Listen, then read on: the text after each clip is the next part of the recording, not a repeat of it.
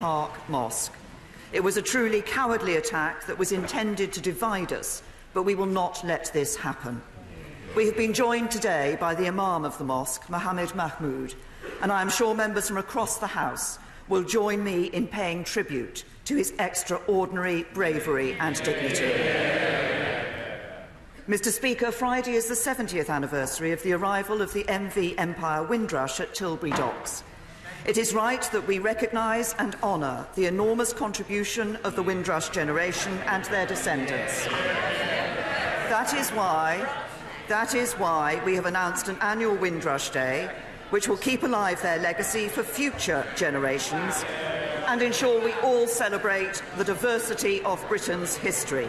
Mr. Speaker, this morning I had meetings with ministerial colleagues and others. In addition to my duties in this House, I shall have further such meetings later today. Dr. Alan Whitehead. Could I concur with the Prime Minister with her remarks concerning the terrorist attack on the Finsbury Mosque? And it is right that we should remember that 1 year on in the way that we are. Could I ask the Prime Minister, following the agreements that were signed up to by the UK at the Paris Climate Change Summit, will she now commit to a new UK climate change target of zero net emissions before 2050? Can I say to the honourable gentleman that the United Kingdom has been leading the way in relation to dealing with this issue on climate change. It was the United Kingdom that was, I think, the first country to actually bring in the a piece of legislation that related to this, and this government has a good record in dealing with these issues. Crucially, we have ensured that we do remain committed to the Paris Accord, and I would pay tribute to those, my right honourable friend, the member for Hastings and Rye, who actually played a very key role in ensuring that that Paris Accord was agreed to and everybody signed up to it. Simon Hoare. Thank you, Mr. Speaker. Dorset is the home of the Jurassic Coast, but my right honourable friend will be pleased to know it's not full of dinosaurs.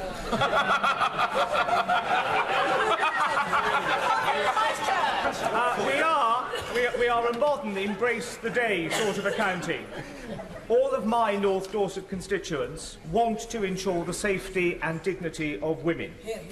As a husband and father, I do too. Yep. Will she confirm that we will make the horror of upskirting illegal quickly and in government time? Thank you. Well, I can reassure my honourable friend. I agree with him. Upskirting is a hideous invasion of privacy. It leaves victims feeling degraded and distressed. We will adopt this as a government bill. We will introduce the bill to the Commons this Thursday with a second reading before the summer recess. But we're not stopping there. We will also ensure that the most serious offenders are added to the sex offenders register. And victims should be in no doubt their complaints will be taken seriously and perpetrators will be punished. Jeremy Corbyn. Thank you very much, Mr. Speaker. I join the Prime Minister in welcoming my friend Imam Mohammed Mahmood for coming here today and for the enormous humanity and presence of mind he showed on that terrible day a year ago when he prevented violence from breaking out on the streets of my constituency. And I thank him and all the religious leaders in the local community who did so much to bind people together. As a country, we should be bound together in condemning racism in any form wherever it arises.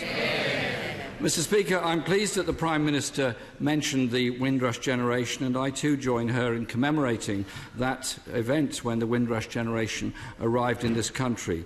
I hope the hostile environment will be put behind us and that we will take this special moment today to welcome a daughter of the Windrush generation as a new member of this House, the Member of Parliament for Lewisham East.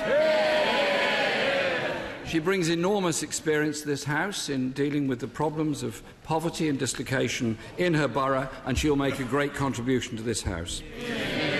Mr. Speaker, today marks World Refugee Day, a time to reflect on the human misery of 65 million refugees displaced across the globe. there is a responsibility on all political leaders to both aid refugees and act to tackle the crises and the conflicts that are driving this vast movement of people.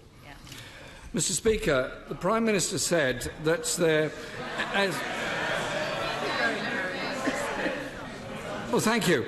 The Prime Minister has said extra funding for the National Health Service will come from three sources: Brexit, economic growth and the taxation system. Well, there can be no Brexit dividend before 2022.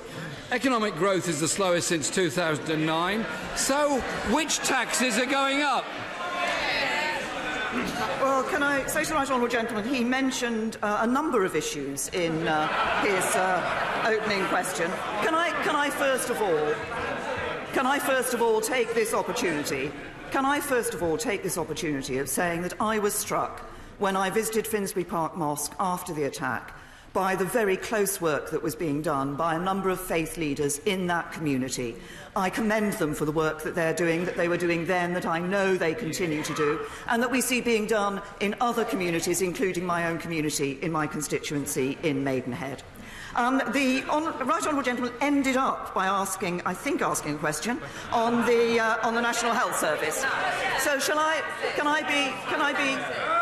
Can I be very clear about this? We have set out a long-term plan for the NHS. That is securing the future for the National Health Service.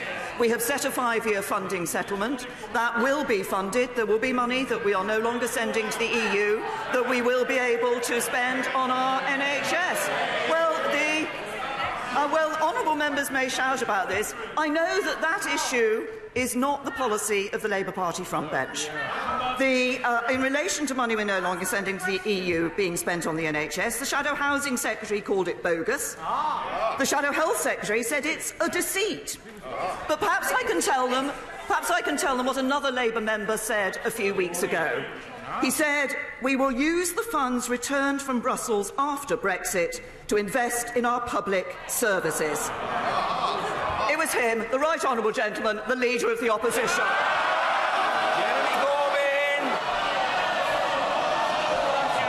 Mr. Speaker, I'm very pleased the Prime Minister is reading my speeches so closely.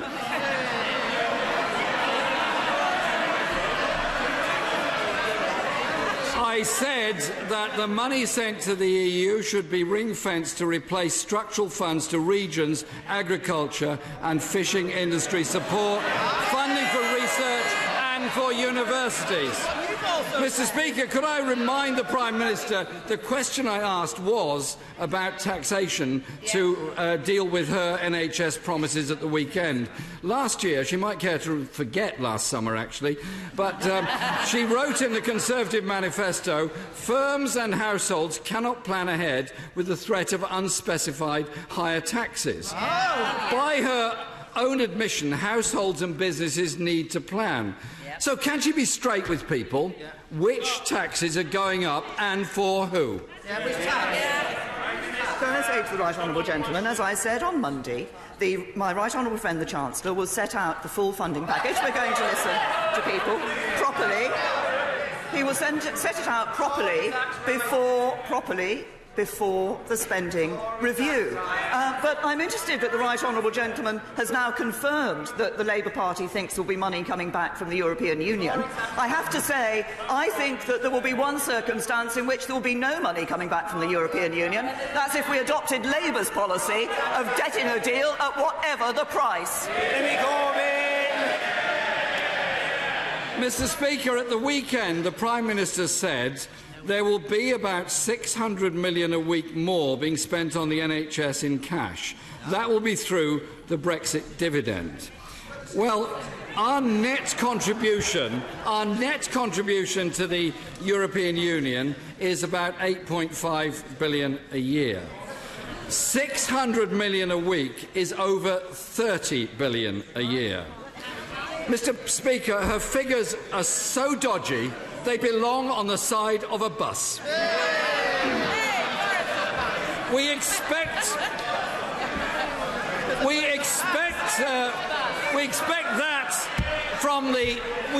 that from the Foreign Secretary, but why is the Prime Minister pushing her own Mickey Mouse figures? say to the right honourable gentleman, he thanked me earlier for reading his speeches. Can I just suggest that he, or perhaps his researchers, should spend a little more time carefully reading and listening to what I actually say on these matters. He has claimed that I said that by 2023-24 there would be 600 million more in cash terms per week being spent on the NHS from the Brexit dividend. No, I didn't say that. What I said was the following. There will indeed be £600 million more, around £600 million more, being spent on the NHS every week in cash terms as a result of a decision taken by this Conservative government to secure the future of the NHS. That will partly be funded by the money we no longer spend on the European Union. And as a country, we will be contributing a bit more. We will listen to views on that, and the Chancellor of the Exchequer, my right honourable friend, will bring forward that package before the spending review. But I have to say to the right honourable gentleman, if he is so concerned about people's taxation and what they're spending in tax, why is it that when we increase the personal allowance and have taken nearly 4 million people out of paying income tax altogether, he and the Labour Party opposed it? Mr. Speaker, last night the Prime Minister sent an email to Conservative members telling them, and I quote, "The money we now send to the EU will go to the NHS." The government's own Office of Budget Responsibility says they won't see any dividend until at least 2023. The Prime Minister talks about a strong economy, but economic growth last year was the slowest of any major economy and already been downgraded this year. So if growth doesn't meet expectations, does that mean, this is the question, does that mean extra borrowing or higher mystery taxes? Answer the question.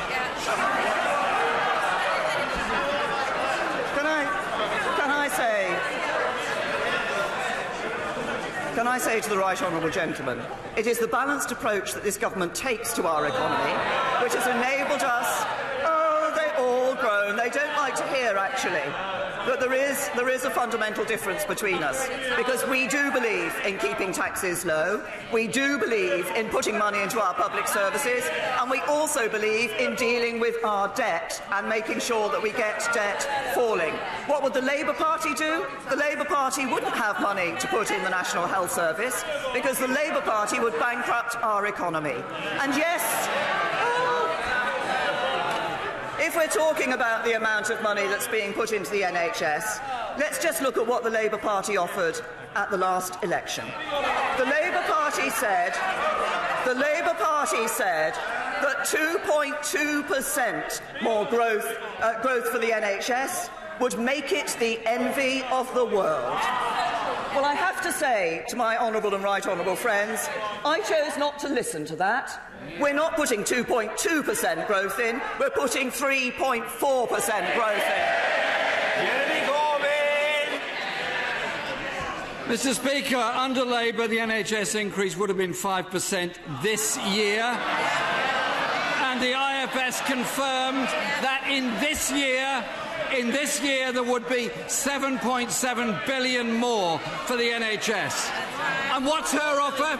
A promise of £394 million per week, without saying where any of it is coming from, apart from these mysterious phantom taxes that the Chancellor is presumably dreaming up at this very moment.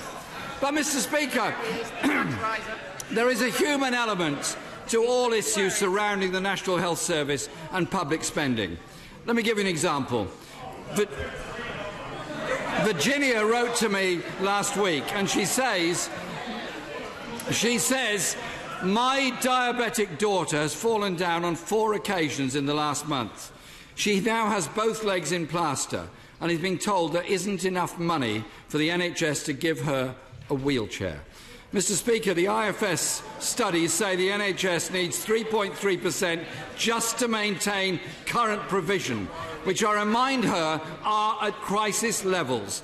Does she think standing still is good enough for Virginia or anybody else that's waiting for the treatment they need and deserve? No, that's why we're putting in extra money to ensure that we see improved care in the NHS. But can I just remind him what the Chief Executive of NHS England, Simon Stevens, has said of our announcement? We can now face the next 5 years with renewed certainty. This multi-year settlement provides the funding we need to shape a long-term plan for key improvements in cancer, mental health and other critical services. And if he wants to talk about what the Labour Party do in relation to health service, that's where he started. Let's just look not at what they say but what they actually do. For every £1 extra we spend on the NHS in England, Labour in Wales spend only 84p. Typical Labour say one thing and do another.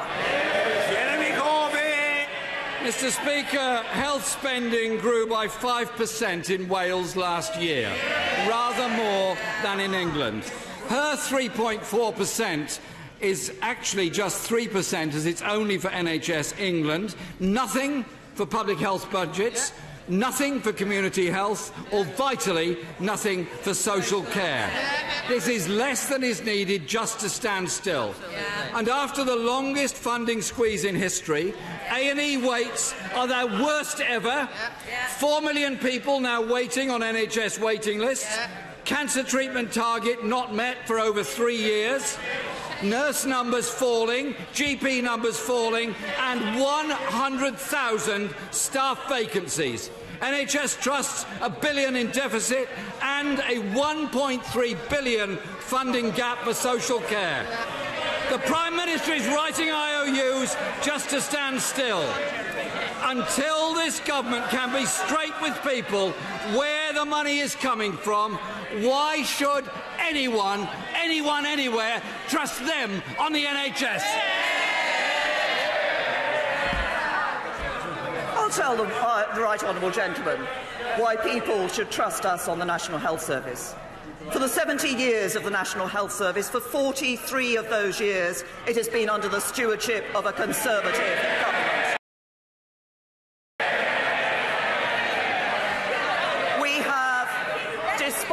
Despite taking difficult and necessary decisions on public spending in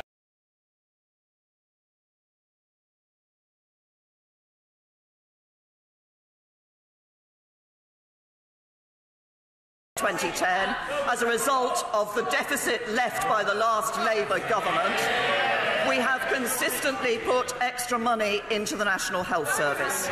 We have now announced a National Health Service plan that gives it certainty of funding for the next 5 years, and working with clinicians and others in the National Health Service, we will see a 10-year plan to improve services and to improve care for patients. But can I say to the right honourable gentleman, he can stand up here all he likes and talk about the Labour Party's plans for money. But what we know is that the Labour Party's plans would bankrupt this economy. And the IFS have said Labour would not raise as much money as they claim, even in the short run, let alone the long run. In short, their plan absolutely doesn't add up. Conservatives putting more money into the National Health Service, Labour losing control of the public finances and bankrupting Britain. Bruce! Reports from the Health Foundation across our front pages this week conclude that millennials will face worse health problems than their parents, and that a key cause of this is relationship challenges. Yet 31% of millennials say that they didn't have strong relationships and support networks whilst growing up. What action is the Prime Minister taking in response to calls for over 60 honourable friends to strengthen family relationships. Well, can I thank my honourable friend for the way in which she continues to highlight this important issue of family support and family relationships. And we are determined to do as much as we can to support families. That's why we are providing for high-quality relationships education. That's helping children be equipped and prepared to maintain healthy and respectful relationships in their adult lives. The DWP is providing relationship support services to families through the voluntary sector. And backed up by up to £39 million, the Reducing Parental Conflict programme will help councils across England integrate support for family relationships into the local services for families. As my honourable friend says, and as she has said before, children who are exposed to frequent, intent and poorly resolved conflict can experience a decline in their mental health. We understand the importance of supporting families at an early stage. Rian Blackford.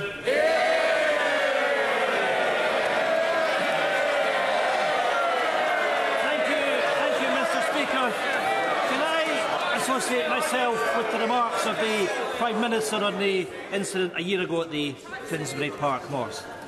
Mr Speaker, many of us in this House will be aware of the deeply distressing audio and images of children separated from their parents in US detention centres. Infants as young as 18 months are being caged like animals. Babies of 8 months are being left isolated in rooms. And last night, the former head of US Immigration and Customs Enforcement said he expects hundreds of these children never to be reunited with their parents. Lost in the system, orphaned by the US government. Is the Prime Minister still intending to roll out the red carpet for Donald Trump? Can I first of all say to the right honourable gentleman, I'm pleased to see him in this chamber to be able to ask his questions. But on the very important issue that he's raised of what we have seen in the United States, the pictures of children being held in what appear to be cages are deeply disturbing. This is wrong. This is not something that we agree with. This is not the United Kingdom's approach. Indeed, when I was Home Secretary, I ended the routine detention of families with children.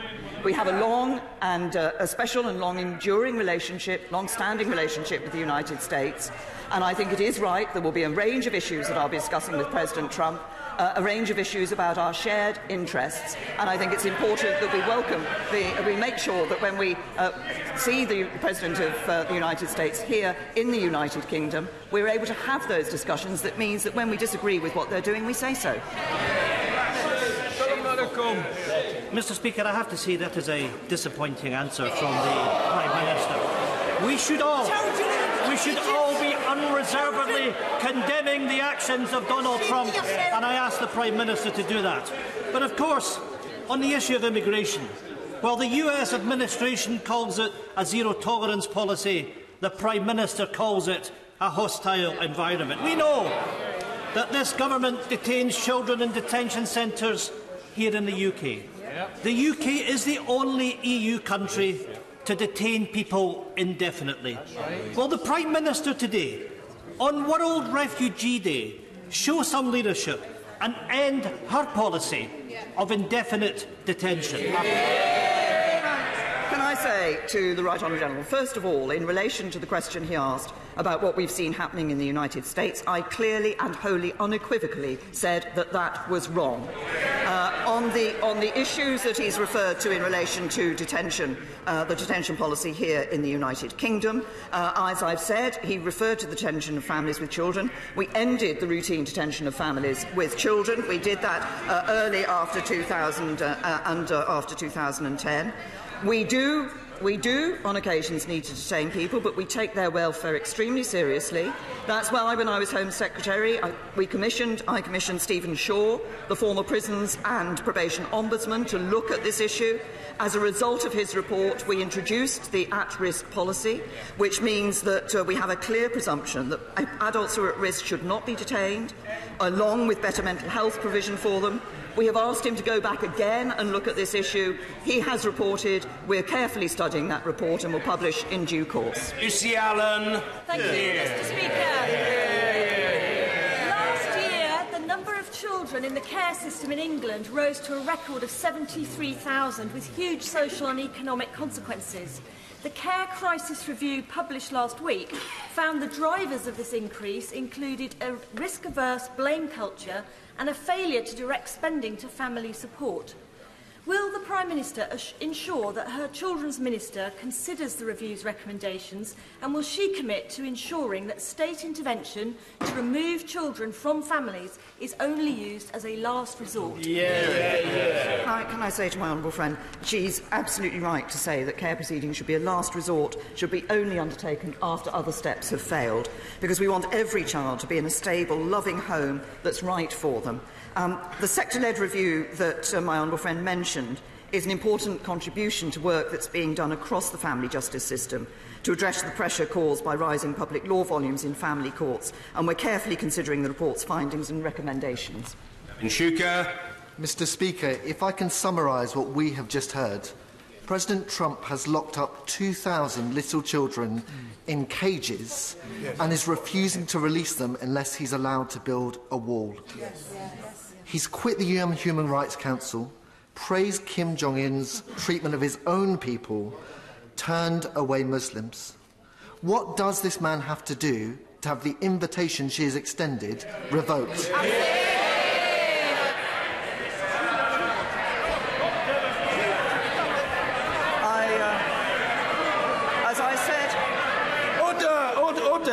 The honourable gentleman's question was heard with courtesy. Order. And the reply must be heard with courtesy. The Prime Minister. First of all, as I've just responded to questions on the issue of the pictures that we have seen of the behaviour in the United States and the way that children are being treated, which I've clearly and wholly unequivocally said is wrong. Now, on the wider issue of the President of the United States coming here to the United Kingdom, there are many issues on which members of this House, including his right honourable friend, the Leader of the Opposition, consistently encourage me to raise with the President of the United States.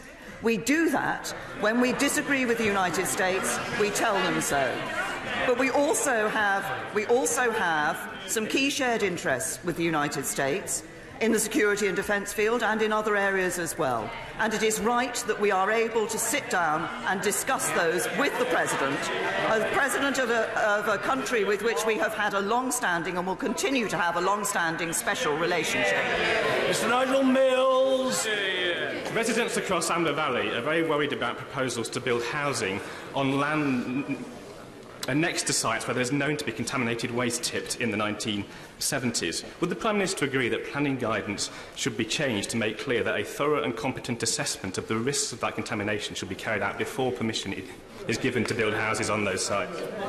Well, can I say to my honourable friend, I completely understand the concerns that he's raised on this issue. I've dealt with issues of contaminated land sites and development on them in my own constituency in the past.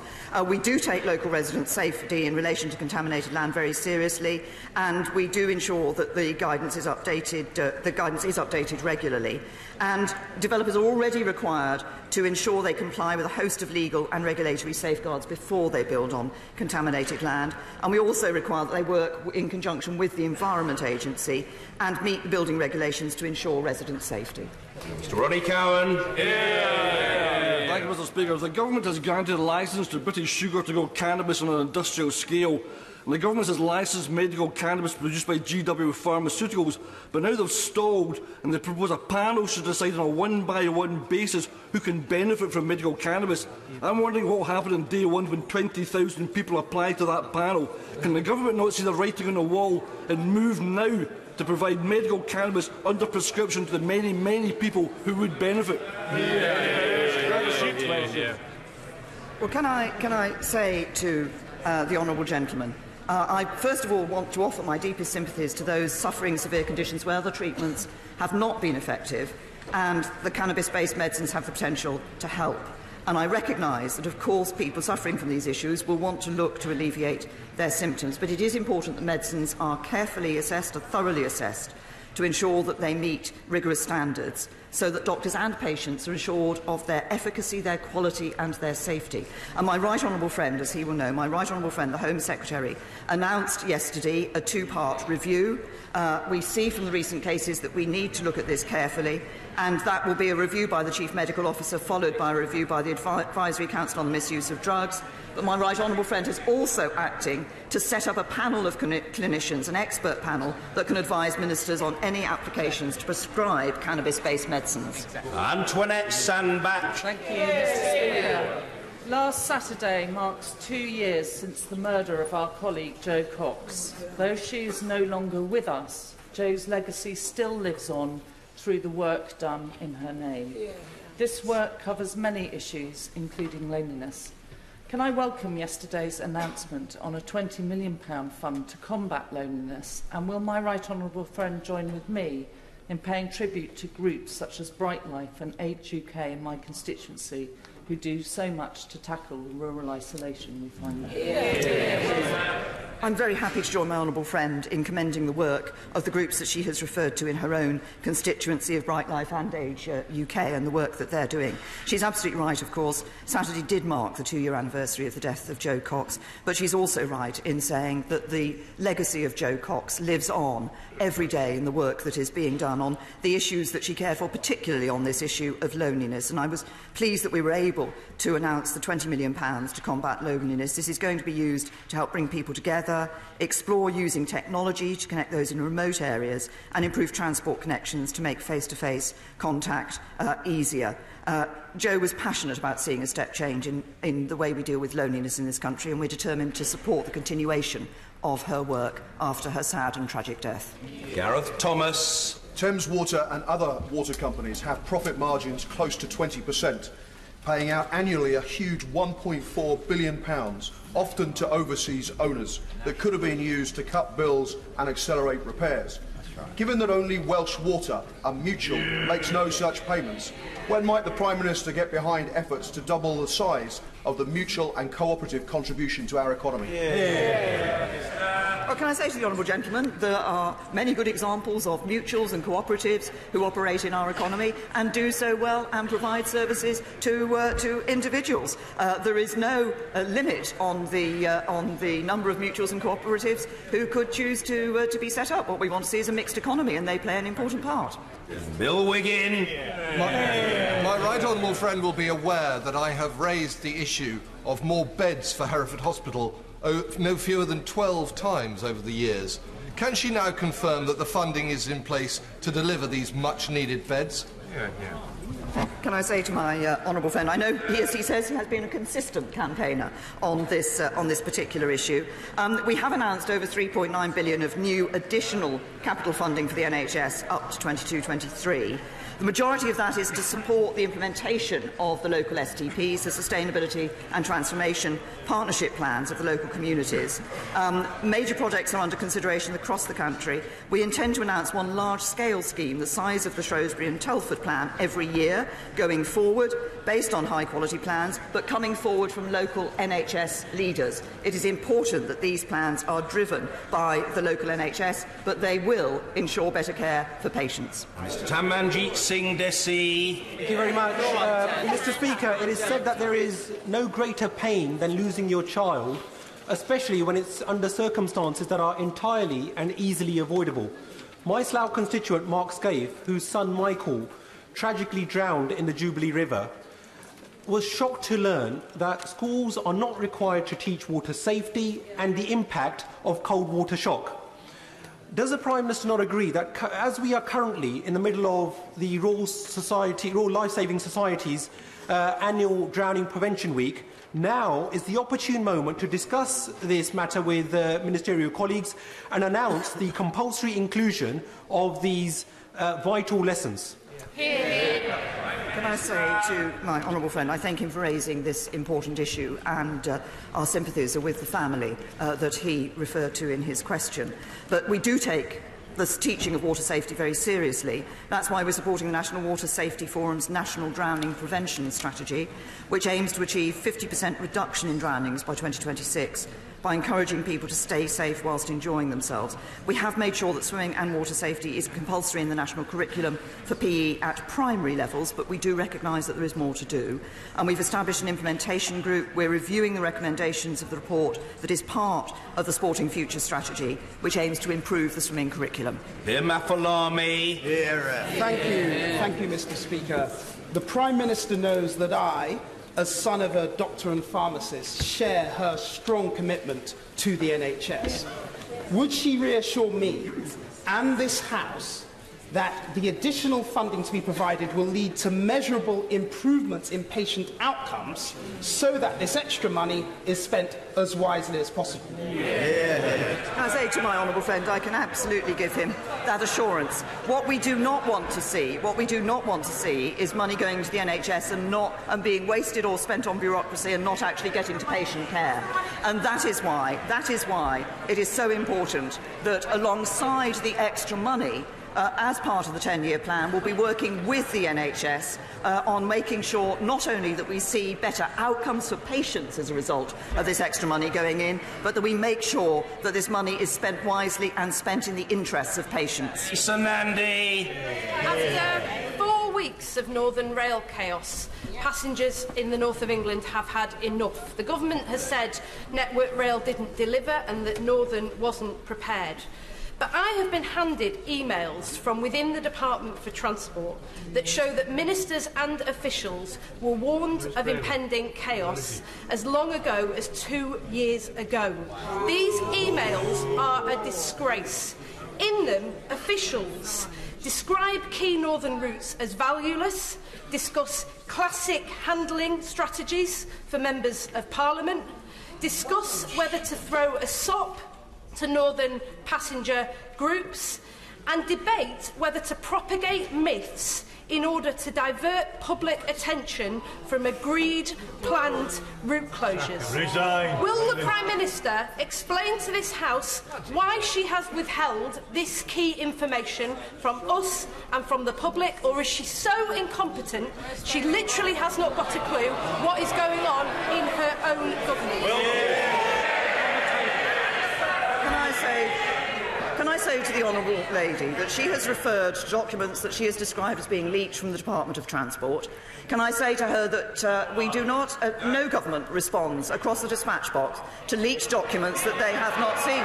Well, can I also say to the honourable lady that in advance of the timetable changes that took place for both Northern and Govia in May, there was a separate panel, an independent panel set up by the DfT to reassure the Department for Transport about the nature of those plans.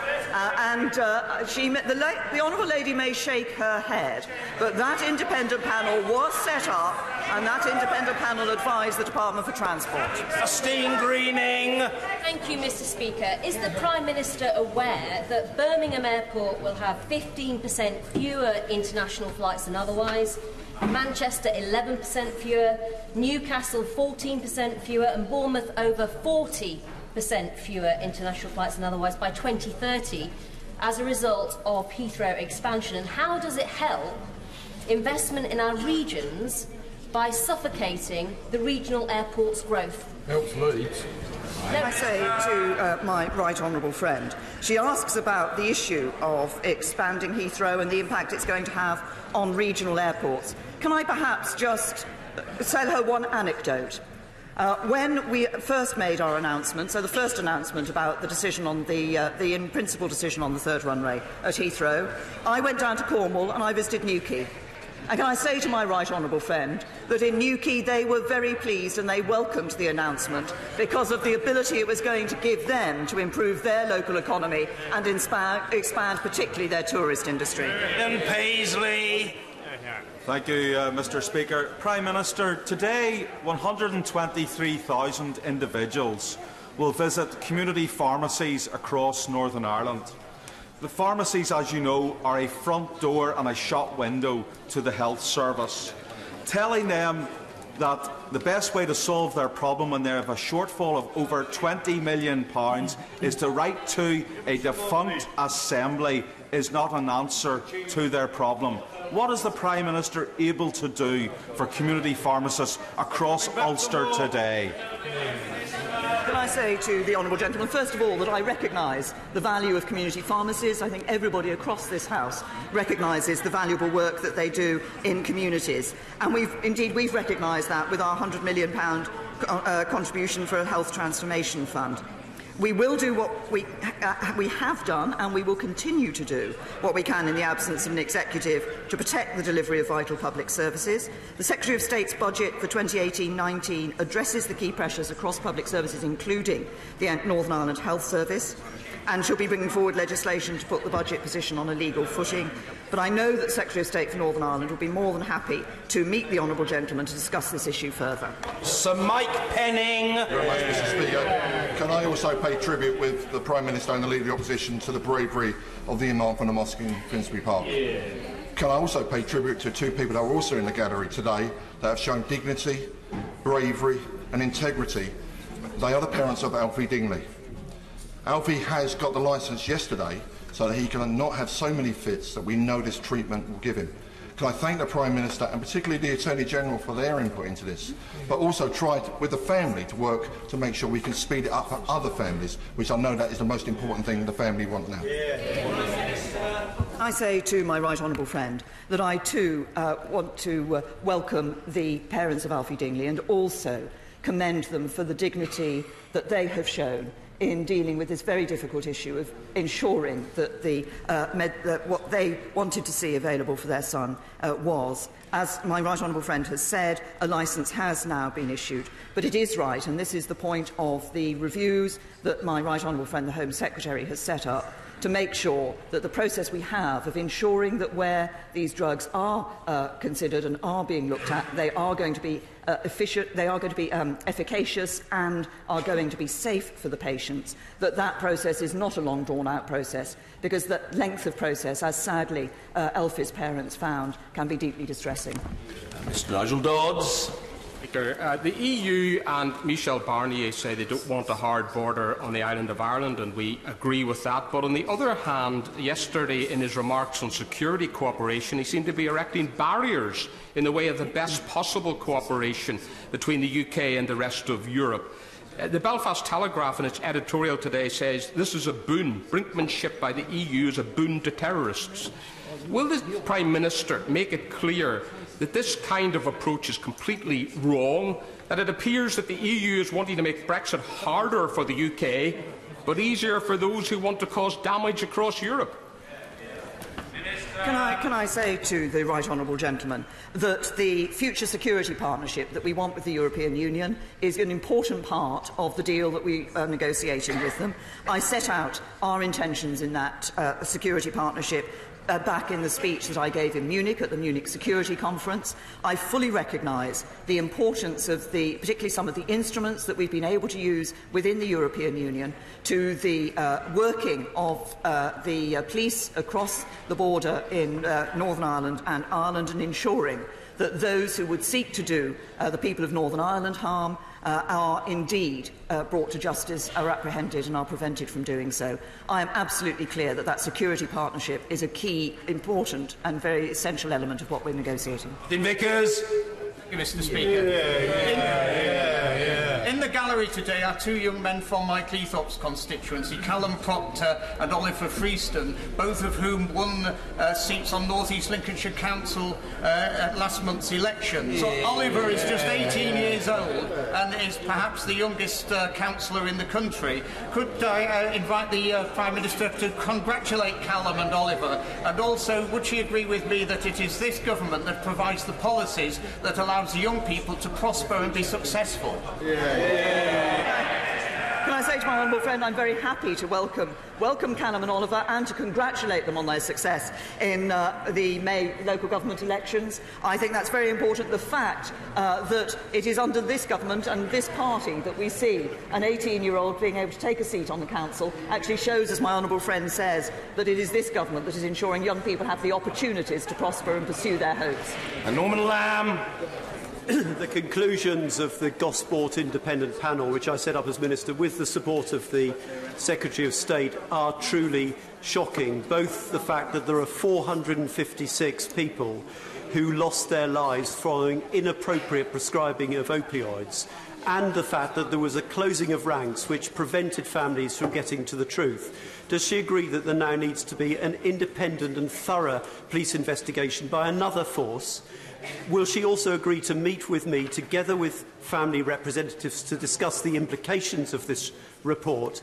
And does she agree that we must never again ignore families in this way, and that there must be a mechanism when allegations of wrongdoing are raised so that they are investigated immediately, including the families? I'd say to the Right Honourable Gentleman, first of all, that my thoughts, and I'm sure the thoughts of everybody across this House, will be with all the families of patients who died as a result of what happened at Gosport Hospital. The events at Gosport Memorial Hospital were tragic, they are deeply troubling, and they brought unimaginable heartache to the families concerned, but they are a matter of which we should be concerned across this House. And he raises an issue about the way in which the public sector often, in his terms, closes ranks. I think this is one of the issues that we need to deal with across the public sector. And if I may say, I pay tribute to the Right Honourable Gentleman for having established the inquiry when he was a minister. I'm sorry that it took so long for the families to get the answers from the NHS. I'd like to thank Bishop James Jones and his fellow panel members for what they've done. I'd be happy to meet the Right Honourable Gentleman with Bishop Jones. And can I also say that I think this shows why it is absolutely right that my Right Honourable friend, the Health and Social Care Secretary, has been putting such a focus on patient safety and transparency in the NHS, because we need to ensure that we do not see these sorts of these things happening in the future. And the findings are obviously distressing. They are deeply concerning. Of course, measures have been put in place to deal with issues, but my Right Honourable friend, the Health Secretary, will be making a statement shortly. Mrs Anne Main. Thank you very much, Mr Speaker. Peak hurricane season is due to hit Bangladesh and the Rohingya in the camps. The UK is leading in aid to the Rohingya. Other countries pledge aid but do not deliver. What more can this government do to put pressure on those countries who renege on their pledges of aid to the Rohingya? Well, my honourable friend has raised a very important point. I think the first point she's raised, which is important, is that this is a country that not only says what it's going to do, but actually puts its money where its mouth is and goes out and helps people across the world, including the Rohingya in the circumstances that she's referred to. We will continue to put pressure on all those countries who say they will do something, but then don't actually deliver the money to ensure that they do. Ed Miliband. Speaker, I want to return to the broader context of the question asked by my honourable friend, the member for Luton South. This has been a chilling week, Mr Speaker, for those of us right across this House who believe in values of tolerance and diversity. Not just President Trump, Viktor Orban proposing a new tax on organisations that defend refugees, the Italian government targeting the Roma people. It's good that she said President Trump's policy is wrong, but, Mr Speaker, I want her to do more, and I think this House wants her to do more. What is she going to do proactively to defend these values? What is she going to do to work with Chancellor Merkel and President Macron to make clear to the rest of the world and the European Union that these values that are so inimical to our country cannot stand? Well, can I say to the Right Honourable Gentleman that we do work with governments across Europe, particularly with the French and German governments, on these issues of migration in relation to Europe. We expect all members of the international community to adhere to international law and commitments to human rights. As a government, we oppose extremism in all forms, including when such extremism threatens to damage ethnic and community relations. We believe in the fundamental values of liberty, of democracy, of respect for human rights. We will continue to work with others to ensure that it is those values that are preeminent in everything that we and they do. Salute. The Prime Minister's renewed commitment to the NHS is extremely welcome. Recently, the Health and Social Care Select Committee visited the Larwood House GP surgery in Worksop, where generally all patients are seen by the doctors the same day. what more can the government do to make sure that this best practice amongst GP practices is spread across the whole country so all our constituents can get in to see a doctor when they need to? My honourable friend raises a very important point, and one of the principles underpinning what we will be looking to the NHS to do across its 10-year plan is to ensure that the best practice that we see in many parts of the NHS is indeed spread across the whole of the NHS, so that patients are able to get the access and the same standards that they need across the National Health Service. I commend the work that has been done in the GP surgery that he has referred to in his constituency. This is very important, and I also commend work that is being done elsewhere to bring services together to ensure that patients see an improvement in the care and treatment that they receive. Finally for today, Angela Eagle. Thank you, Mr. Speaker.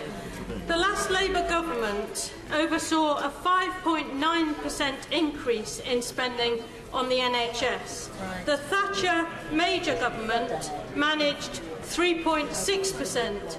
So far, her predecessor David Cameron and the Right Honourable Lady have managed 1.9%. Why, therefore, are we meant to be happy and amazed by her unfunded pledge to deliver an increase of 3.4%, which is under the annual average achieved since the NHS was first created? I say to the Right Honourable Lady that this is, as I clearly said from the Chief Executive of NHS England, he recognises that this is the funding that the NHS needs. But crucially, giving a multi-year funding settlement based on a long-term 10-year plan will give the NHS the stability and certainty that it needs to be able to introduce the transformation we all want to see in patient care. And we will also be ensuring that, unlike what happened under the Labour Party, this money will be seen in improved patient care. Order. Sorry? Well, points of order come after the statement. We have a statement from the Secretary of State for Health and Social Care in a moment.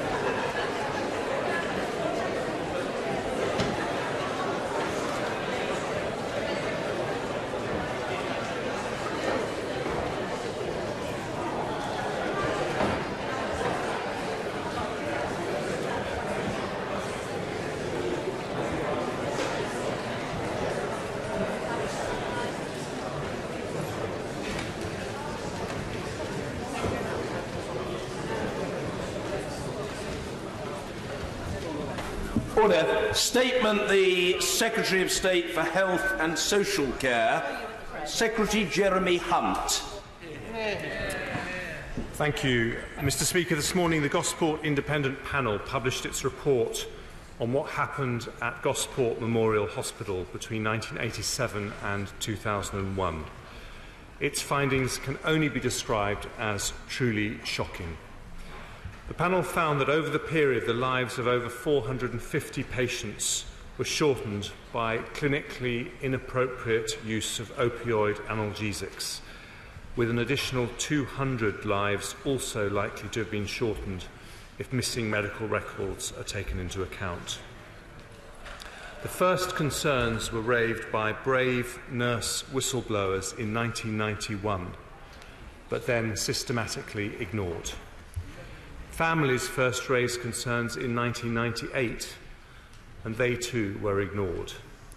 In short, there was a catalogue of failings by the local NHS, Hampshire Constabulary, the GMC, the NMC, the coroners, and a steward of the system, the Department of Health. Nothing I say today will lessen the anguish and pain of families who have campaigned for 20 years for justice after the loss of a loved one. But I can, at least on behalf of the government and the NHS, apologise for what happened and what they have been through. Had the establishment listened, when junior NHS staff spoke out? Had the establishment listened when ordinary families raised concerns instead of treating them as troublemakers, many of those deaths would not have happened. I also want to pay tribute to those families for their courage and determination to find the truth. As Bishop James Jones, who led the panel, says in his introduction, what has to be recognised by those who head up our public institutions is how difficult it is for ordinary people to challenge the closing of ranks of those who hold power. It is a lonely place seeking answers that others wish you were not asking. I also thank Bishop Jones and his panel for their extremely thorough and often harrowing work. And I particularly want to thank the Right Honourable Member for Norfolk North, who as my Minister of State in 2013 came to me and asked me to overturn the official advice he had received that there should not be an independent panel. I accepted this advice and can say today that without his campaigning in and out of office, justice would have been denied to hundreds of families. In order to maintain trust with the families, the panel followed a families first approach in its work, which meant the families were showed the report before it was presented to Parliament. I too saw it for the first time only this morning, so today is an initial response and the Government will bring forward a more considered response in the autumn. That response will need to consider the answers to some very important questions. Why was the Baker report, completed in 2003, only able to be published 10 years later? The clear advice was given that it could not be published during police investigations and whilst inquests were being concluded.